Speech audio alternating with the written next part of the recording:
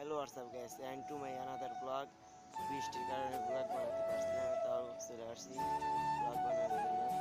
এখানে অনেক কষ্ট করে চলে আসছি, সাইকেলটা আনতে পারি নাই, হেঁটে চলে আসছি গাইস। কিন্তু বাট এখানে অনেক কেঁদো, আর যাচ্ছি না।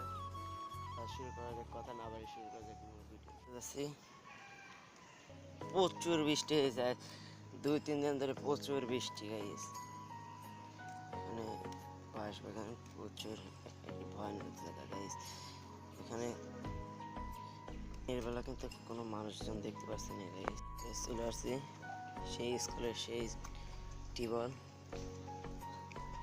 চাপিয়ে দেখি দেখতে প্রচুর পরিমাণে শক্ত গাইস, কোনো পানি পুনি নেই।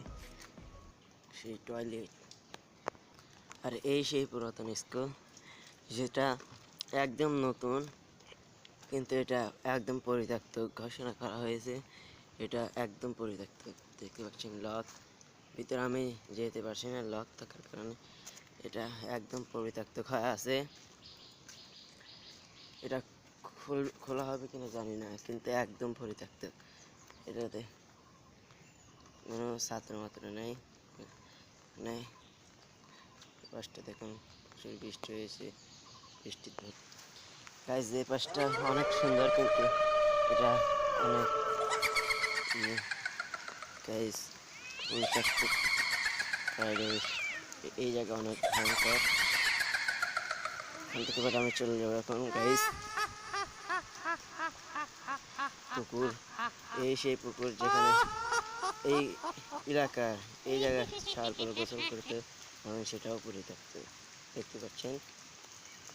এখানে একটি বট গাছ আছে, অনেক সুন্দর ছিল স্কুলটা, কিন্তু এটা এখন পরিত্যক্ত।